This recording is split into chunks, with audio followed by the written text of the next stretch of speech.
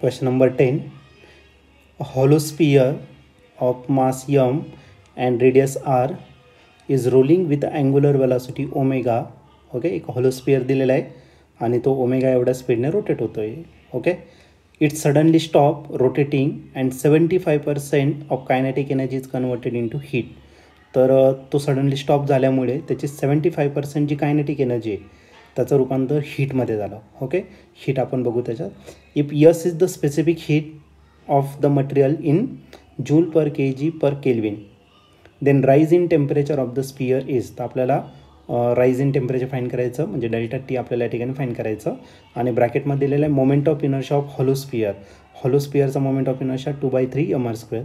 हे जर solid sphere घेतला असतं तर 2/5 mr². तर त्याचे 4 ऑप्शन आहे. First option r omega divided by 4s, B option r² omega square upon 4s, C option r omega divided by 2s, last option r² omega square upon 2s. तर बघूयाचा answer. Particular एक्झाम्पलमध्ये तर आपल्याला एक hollow sphere दिलेला आहे जो सुरुवातीला rotational motion करायचा आणि नंतर काही वेळेनंतर तो स्टॉप झाला सडनली. त्याच्यामुळे 75% जी रोटेशनल कायनेटिक एनर्जी होती त्याचं कन्वर्जन कसं झालं, हीटमध्ये झालं. तर 75% आहे, तर 75 आपण या ठिकाणी राईट करणार. 75% आहे, मग त्याला डिवाइड बाय काय करा तर 100 करा, रेग्युलरमध्ये होईल. आणि कोणती energy, rotational kinetic energy. Rotational kinetic energy असतं 1/2 I ओमेगा स्क्वेअर. याचं कन्वर्जन हीटमध्ये होणार. हीट आपण 11वीच्या चॅप्टरमध्ये बघितलं होतं. तर त्यामध्ये क्यू म्हणजे amount of heat supply to the system ही directly proportional to the mass. Okay, त्या सबस्टन्सचा मास असेल. आणि दुसरं म्हणजे काय, चेंज इन टेम्परेचर, कितीने तुम्हाला टेम्परेचर चेंज करायचं. डायरेक्टली जर कॅन्सल केलं तुम्हाला यावेळेला प्रोपोर्शनॅलिटी कॉन्स्टंट. आणि प्रोपोर्शनॅलिटी कॉन्स्टंट का असेल, यसला म्हटलं जातं स्पेसिफिक हीट कॅपॅसिटी. तर या 75% रोटेशनल कायनेटिक एनर्जीचं कन्वर्जन कशामध्ये होणार, हीटमध्ये होणार. म्हणजेच कशामध्ये तर ms डेल्टा टी.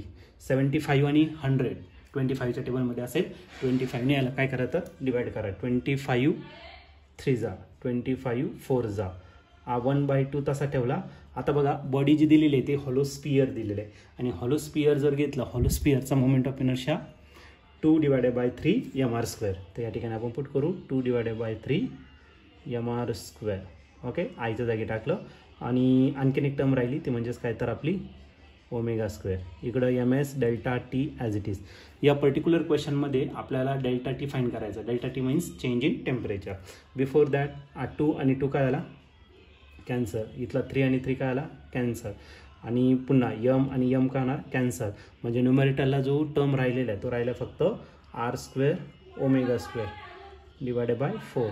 आणि ते करायला तर यस इंटू डेल्टा टी. आणि आपलं डेल्टा टीच फाईन करायचं. यस इकडे मल्टिप्लाय, इकडे काय करा डिवाइड.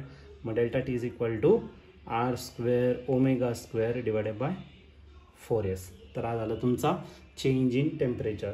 जर तुम्ही याच्यात ऑप्शन जर बघितलं तर ऑप्शन नंबर बी हा तुमचा राईट ऑप्शन असेल.